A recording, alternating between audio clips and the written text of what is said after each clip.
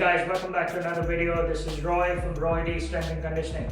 Today I'm going to go through 5 variations of 5 of my favorite exercises to build some strength around the knees and to stabilize the joint, not only your knees but also your hips and your ankles. And big from a standpoint of if you're an athlete, if you're just starting off doing some strength training, definitely for you as well. If you're a footballer or any sport, basically any sport, we do a lot of single-legged stuff. You call it unilateral stuff. Big component for that. If you're returning back from injury, also as a rehab, as a strength exercise, it is no different. Strength training is no different from any other variation. It's just about how you progress and address the exercises depending on your situation. But you can definitely use all of these exercises in any of those variants. But you should know when to progress, when to regress, what is the weight, what is the load you're using, at what time, and so on and so forth. So that is the detail in it. But as far as the exercises on the whole is concerned, anyone can do these exercises, even if you're starting off, or even I do them on a daily and a weekly basis in my strength program. So no matter how advanced you are as a trainee, this is always going to be something that you will use as a foundation to stabilize your entire lower body, especially your quadriceps, which support your knee, and also the hips and the glutes. But it's just one component of that, including the different aspects that I will talk about futuristically. So let's get into the 5 exercises that are good for your knees to stabilize the knee joint, the ankle joint, and also some strength in the hips. The first one is a goblet squat. So for a goblet squat, you can have any weight. So now if you're just starting off, pick a weight that is suitable for you. But basically what the weight does is teaches you the right mechanics of squatting, because you have a counterweight forward. So when you have something on your back, it's harder for you to balance your counterweight because you tend to bend forward and then your knees come forward to balance the weight that's on your back. But what happens when the weight's in the front, now you can sit back a lot more. So the stresses on your knee are a lot less because now your bones are not coming forward, they're rather sitting back, and it becomes a lot more hip dominant, and your glutes and your quads can actually do the work. While it also becomes an upper body stabilizing exercise. So you've got to roll your shoulders back, tuck them in, keep your chest nice and out straight. Focus on initiating with simultaneous movements with your hips and your knees down into the ground, to your parallel to the ground, and you've got to pop up. So descend down and pop up. The important bit of this is you've got to control your motion on the down, so you just don't sink into the movement. You've got to control your motion down, there for a second, and then pop up quickly.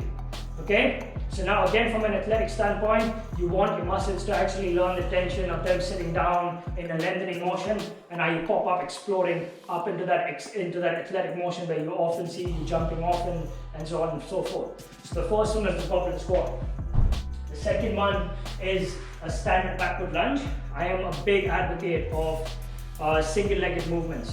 One is simply because how many times do you see any athlete in any shape or form get on a single leg for whatever motion? So if you're a footballer, you're plunging that foot and passing, for example, you jump off into a header and you land onto one foot, and if you don't have the strength and stabilization, that's when you tend to injure your knees. You get cartilage injuries, your ankles kind of roll because you don't have the stability, but most importantly, you don't have the strength.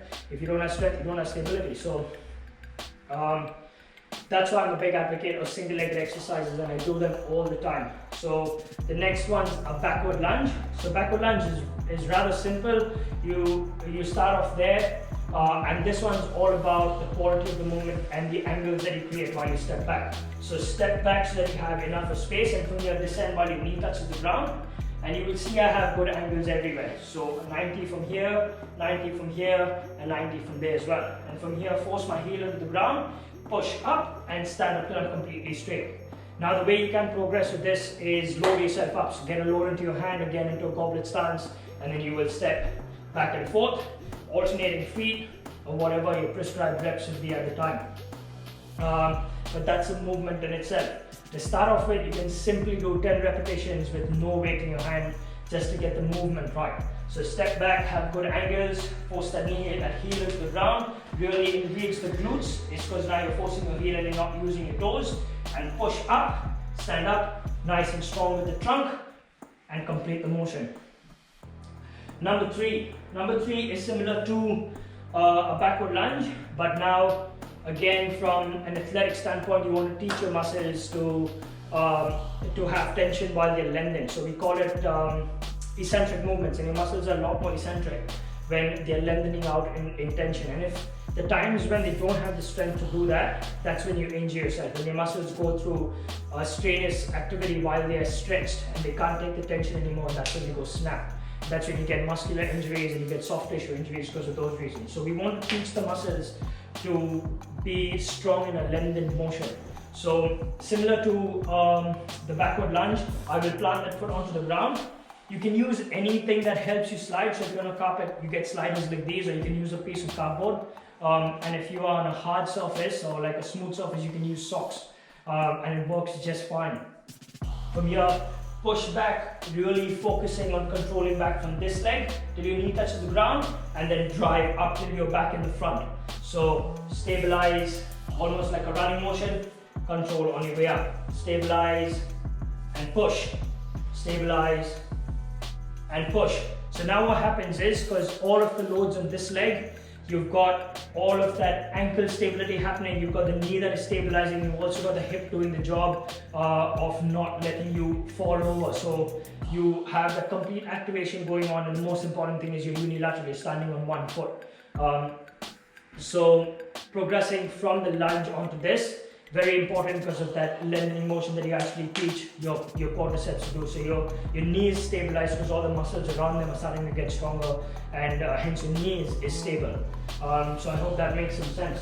Number 4 is a seated single leg squat. So you will stand in front of a box and sit there. From here you will control your descent down. What you don't want to do is lean forward or push that knee forward, get your heel off the ground. Keep that entire foot in there, descend down till you can, till you touch the ground. And if that is about it, that's fine. So again, you want to teach yourself to control your motion down till you hit the box. Once you get competent with that, then you should be hitting the box and popping straight up again. So up, that is 1. So control and pop, that is 2. So controlling your motion down, once it's hit the box, you're popping back up. So it's similar like a jumping motion, for example. We load and we unload. So you're jumping up for a header, or you're jumping up to catch a ball, or whatever that. So we load and always unload. So that's the whole concept of this. You got to load and bang, we unloading. But first you got to learn how to load properly before we unload. And the final bit is, this is my favorite exercise. So I think it's of utmost importance, and sometimes I would regard it even more than a squat, for example. So this one is a Bulgarian split squat. So you have one leg planted into the ground, the other leg is elevated onto the box. So if I swap my legs, I hope you can see it. That's what it looks like.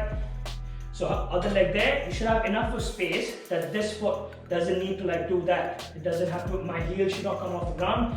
I am taking that knee into the ground, keeping that foot completely straight. My body is kind of in an athletic position, so I'm not completely straight because my hip flexors won't let me do it. And also that's a very like unrealistic athletic position. So you want to stay athletic, drive that heel into the ground, and from here up till my knees completely straight. Got to have all of your body and your forces onto that leg, and this one is just being like an assistance.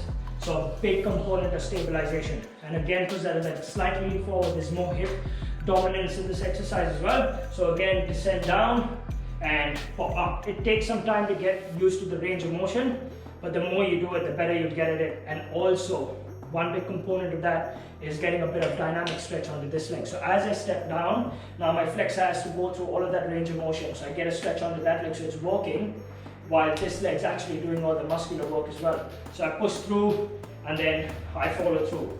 Complete gold standard. So you should be able to build by holding dumbbells in your hand and doing that exercise, the Bulgarian split squats, for about 10 repetitions, but that's as you progress through, and that's when you actually get your single leg strength and your stability from.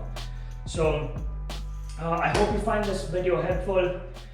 Please continue to subscribe and like, and I will continue to put all